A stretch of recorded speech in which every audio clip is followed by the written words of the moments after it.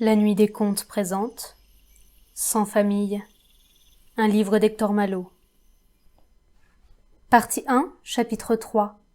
La troupe du Signor Vitalis.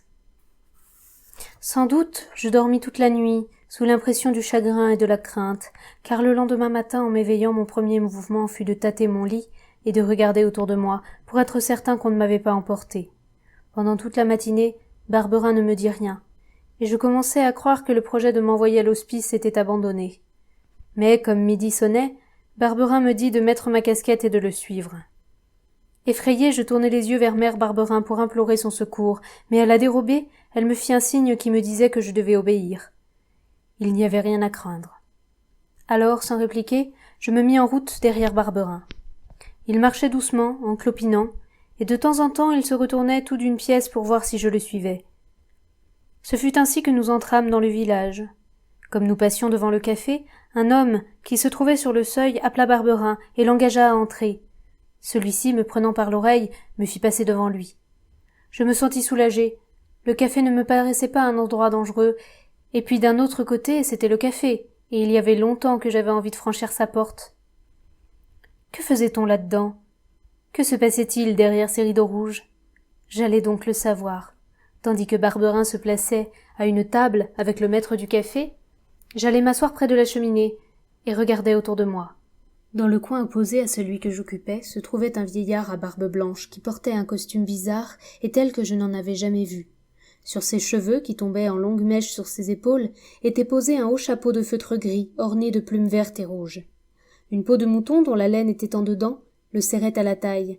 Cette peau n'avait pas de manches, et par deux trous ouverts aux épaules sortaient les bras vêtus d'une étoffe de velours qui autrefois avait dû être bleue.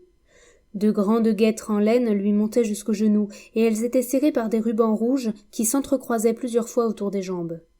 Il se tenait allongé sur sa chaise, le menton appuyé sur sa main droite, son coude reposait sur son genou ployé. Jamais je n'avais vu une personne vivante dans une attitude si calme. Il ressemblait à l'un des saints en bois de notre église. Auprès de lui, 3 chiens, tassés sous sa chaise, se chauffaient sans remuer. Un caniche blanc, un barbet noir et une petite chienne grise, à la mine futée et douce. Le caniche était coiffé d'un vieux bonnet de police retenu sous son menton par une lanière de cuir. Pendant que je regardais le vieillard avec une curiosité étonnée, Barberin racontait qu'il était venu au village pour me conduire au maire, afin que celui-ci demandât aux hospices de lui payer une pension pour me garder. C'était donc là ce que mère Barberin avait pu obtenir de son mari, et je compris tout de suite que si Barberin trouvait avantage à me garder près de lui, je n'avais plus rien à craindre. Le vieillard, sans en avoir l'air, écoutait aussi ce qui se disait. Tout à coup, il étendit la main droite vers moi, et s'adressant à Barberin. « C'est cet enfant-là qui vous gêne, » dit-il avec un accent étranger. « Lui-même. Et vous croyez que l'administration des hospices de votre département va vous payer des mois de nourrice ? Dame, puisqu'il n'a pas de parents et qu'il est à ma charge, il faut bien que quelqu'un paie pour lui, c'est juste, il me semble. Je ne dis pas non, mais croyez-vous que vous obtiendrez la pension que vous demandez ? Alors il ira à l'hospice. Il n'y a pas de loi qui me force à le garder dans ma maison, si je n'en veux pas. Et quand je devrais le mettre dans la rue, je m'en débarrasserai. Il y aurait peut-être un moyen de vous en débarrasser tout de suite, dit le vieillard, et même de gagner à cela quelque chose. Si vous me donnez ce moyen-là, je vous paye une bouteille, et de bon cœur encore. Commandez la bouteille, et votre affaire est faite. Le vieillard, quittant sa chaise, vint s'asseoir vis-à-vis de Barberin. Qu'allait-il dire? Qu'allait-il se passer? Je l'avais suivi des yeux avec une émotion cruelle. Ce que vous voulez, n'est-ce pas, c'est que cet enfant ne mange pas plus longtemps votre pain. S'il en est ainsi, donnez-le-moi, je m'en charge. Vous le donnez? Dame, ne voulez-vous pas vous en débarrasser? Vous donnez un enfant comme celui-là, un si bel enfant, car il est bel enfant, regardez-le. Je l'ai regardé. Rémi, viens ici. Je m'approchai de la table en tremblant. Allons, n'aie pas peur, petit, dit le vieillard. Regardez, continua Barberin. Il est bien faible. Lui faible? Allons donc, il est fort comme un homme et solide et sain. Tenez, voyez ses jambes. En avez-vous jamais vu plus droite? Trop mince, dit le vieillard. Et ses bras, continua Barberin. Les bras sont comme les jambes, ça peut aller, mais ça ne résisterait pas à la fatigue et à la misère. Lui ne pas résister? Mais tâtez donc! Voyez, tâtez vous-même. Le vieillard passa sa main décharnée sur mes jambes en les palpant, secouant la tête et faisant la moue. J'avais déjà assisté à une scène semblable quand le marchand était venu pour acheter notre vache. Lui aussi l'avait tâté et palpé. Lui aussi avait secoué la tête et fait la moue. Cependant il l'avait acheté, puis emmené. Le vieillard allait-il m'acheter et m'emmener? Oh, mère Barberin, mère Barberin! Malheureusement, elle n'était pas là pour me défendre. Enfin, dit le vieillard, tel qu'il est, je le prends. Seulement, bien entendu, je ne vous l'achète pas, je vous le loue. Je vous en donne 20 francs par an. 20 francs? C'est un bon prix et je paie d'avance. Mais si je le garde, l'hospice me paiera plus de 10 francs par mois. Mettez-en 7, mettez-en 8. Je connais les prix, et encore faudra-t-il que vous le nourrissiez. Pensez donc, s'écria Barbarin, que cet enfant aura des parents un jour ou l'autre. Il y aura du profit pour ceux qui l'auront élevé. Si je n'avais pas compté là-dessus, je ne m'en serais jamais chargé. Ce mot de Barbarin, si je n'avais pas compté sur ses parents, je ne me serais jamais chargé de lui, me fit le détester un peu plus encore. Quel méchant homme! Et c'est parce que vous ne comptez plus sur ses parents, dit le vieillard, que vous le mettez à la porte. Enfin, à qui s'adresseront-ils, ses parents, si jamais ils paraissent? À vous, n'est-ce pas? Et non à moi qu'ils ne connaissent pas. Et si c'est vous qui les retrouvez?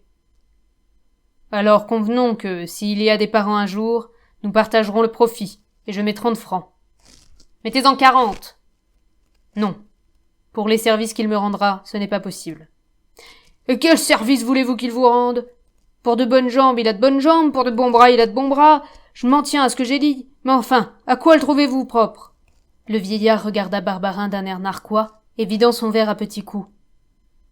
À me tenir compagnie, dit-il. Je me fais vieux, et le soir, quelquefois, après une journée de fatigue, quand le temps est mauvais, j'ai des idées tristes. Il me distraira. Il est sûr que pour cela les jambes seront assez solides. Mais pas trop, car il faudra danser, et puis sauter, et marcher, et puis après avoir marché, sauter encore. Enfin, il prendra place dans la troupe du Signor Vitalis. Et où est-elle, votre troupe? Le Signor Vitalis, c'est moi. La troupe, je vais vous la montrer, puisque vous désirez faire sa connaissance. Disant cela, il ouvrit sa peau de mouton et prit dans sa main un animal étrange qu'il tenait sous son bras gauche serré contre sa poitrine. Quelle pouvait être cette bête? Était-ce même une bête? Je ne trouvais pas de nom à donner à cette créature bizarre que je voyais pour la première fois et que je regardais avec stupéfaction. Elle était vêtue d'une blouse rouge bordée d'un galon doré. Mais les bras et les jambes étaient nus, car c'étaient bien des bras et des jambes qu'elle avait, et non des pattes. Seulement ses bras et ses jambes étaient couverts d'une peau noire, et non blanche ou carnée. Noire aussi était la tête, grosse à peu près comme mon poing fermé.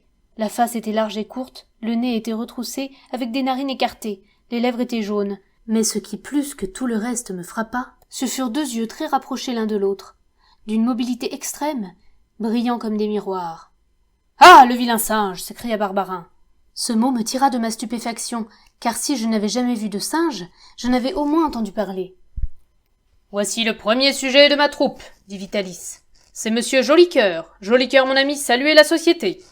Jolicoeur porta sa main fermée à ses lèvres et nous envoya à tous un baiser. Maintenant, continua Vitalis, étendant sa main vers le caniche blanc, à un autre. Le signor Capi va avoir l'honneur de présenter ses amis à l'estimable société ici présente.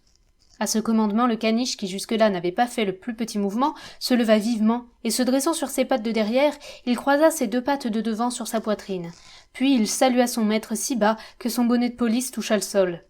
Ce devoir de politesse accompli, il se tourna vers ses camarades, et d'une patte, tandis qu'il tenait toujours l'autre sur sa poitrine, il leur fit signe d'approcher. Les 2 chiens, qui avaient les yeux attachés sur leurs camarades, se dressèrent aussitôt, et se donnant chacun une patte de devant, comme on se donne la main dans le monde, ils firent gravement 6 pas en avant, puis après 3 en arrière et saluèrent la société. Celui que j'appelle Capi, continua Vitalis, autrement dit Capitano, en italien, est le chef des chiens. C'est lui qui, comme le plus intelligent, transmet mes ordres. Ce jeune élégant à poil noir est le signor Zerbino, ce qui signifie le galant, nom qu'il mérite à tous les égards. Quant à cette jeune personne à l'air modeste, c'est la signora Dolce, une charmante anglaise qui n'a pas volé son nom de douce. C'est avec ces sujets remarquables à des titres différents que j'ai l'avantage de parcourir le monde en gagnant ma vie plus ou moins bien, suivant les hasards de la bonne ou de la mauvaise fortune. Capi? Le caniche croisa les pattes. Capi, venez ici, mon ami, et soyez assez aimable, je vous prie, Ce sont des personnes bien élevées à qui je parle toujours poliment. Soyez assez aimable pour dire à ce jeune garçon, qui vous regarde avec des yeux ronds, comme des billes, quelle heure il est. » Capi décroisa les pattes, s'approcha de son maître, écarta la peau de mouton, fouilla dans la poche du gilet, en tira une grosse montre en argent, regarda le cadran et jappa 2 fois distinctement.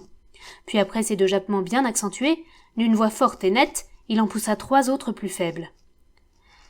Il était en effet 2h03.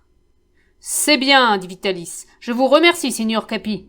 Et maintenant je vous prie d'inviter la signora Dolce à nous faire le plaisir de danser un peu à la corde. » Capi fouilla aussitôt dans la poche de la veste de son maître et en tira une corde. Il fit signe à Zerbino, et celui-ci alla vivement lui faire vis-à-vis. Alors Capi lui jeta un bout de la corde, et tous deux se mirent gravement à la faire tourner. Quand le mouvement fut régulier, Dolce s'élança dans le cercle, et sauta légèrement en tenant ses beaux yeux tendres sur les yeux de son maître. « Vous voyez, dit celui-ci, que mes élèves sont intelligents, mais l'intelligence ne s'apprécie à toute sa valeur que par la comparaison. Voilà pourquoi j'engage ce garçon dans ma troupe. Il fera le rôle d'une bête, et l'esprit de mes élèves n'en sera que mieux apprécié. »« Oh, pour faire la bête !» interrompit Barbarin. « Il faut avoir de l'esprit, » continua Vitalis, « et je crois que ce garçon n'en manquera pas quand il aura appris quelques leçons. Au reste, nous allons en avoir tout de suite une preuve. S'il est intelligent, il comprendra qu'avec le signor Vitalis, on a la chance de parcourir la France et 10 autres pays, de mener une vie libre au lieu de rester derrière des bœufs, à marcher tous les jours dans le même champ, tandis que s'il n'est pas intelligent, il pleurera, il criera, et comme le signor Vitalis n'aime pas les enfants méchants, il ne l'emmènera pas avec lui. Alors l'enfant méchant ira à l'hospice, où il faut travailler dur et manger peu. » J'étais assez intelligent pour comprendre ces paroles, mais de la compréhension à l'exécution, il y avait une terrible distance à franchir. Assurément, les élèves du signor Vitalis étaient bien drôles, bien amusants, mais pour les suivre et se promener avec eux, il fallait quitter Mère Barberin. Il est vrai que si je refusais, je ne resterais peut-être pas avec Mère Barberin. On m'enverrait à l'hospice. Comme je demeurais troublé, les larmes dans les yeux, Vitalis me frappa doucement du bout des doigts sur la joue. « Allons, dit-il. L'enfant comprend puisqu'il ne crie pas. »« Oh, monsieur !» m'écriai-je. « Laissez-moi, maman Barberin, je vous en prie !» Mais avant d'en avoir dit davantage, je fus interrompu par un formidable aboiement de Capi. En même temps, le chien s'élança vers la table sur laquelle Joli Cœur était resté assis. Celui-ci, profitant d'un moment où tout le monde était tourné vers moi, avait doucement pris le verre de son maître, qui était plein de vin, et il était en train de le vider. Mais Capi, qui faisait bon garde, avait vu cette friponnerie du singe, et en fidèle serviteur qu'il était, il avait voulu l'empêcher. « Monsieur Joli Cœur, dit Vitalis d'une voix sévère, vous êtes un gourmand et un fripon. Allez vous mettre là-bas dans le coin, le nez tourné contre la muraille. Quant à vous, monsieur Capi, vous êtes un bon chien. Tendez-moi la patte, que je vous la serre. » Tandis que le singe obéissait en poussant des petits cris étouffés, le chien, heureux et fier, tendait la patte à son maître. « Maintenant, continua Vitalis, revenons à nos affaires. Je vous donne donc 30 francs. Non, 40. » Une discussion s'engagea. Mais bientôt Vitalis l'interrompit. « Cet enfant doit s'ennuyer ici, dit-il. Qu'il aille donc se promener dans la cour de l'auberge et s'amuser. » En même temps, il fit un signe à Barbarin. « Oui, c'est cela, dit celui-ci. Va dans la cour, mais n'en bouge pas avant que je te rappelle. Ou sinon, je me fâche. » Je n'avais qu'à obéir, ce que je fis. J'allai donc dans la cour, mais je n'avais pas le cœur à m'amuser. Je m'assis sur une pierre et restai à réfléchir. La discussion entre Vitalis et Barberin dura longtemps, car il s'écoula plus d'1 heure avant que celui-ci vînt dans la cour. Enfin, je le vis paraître. Il était seul.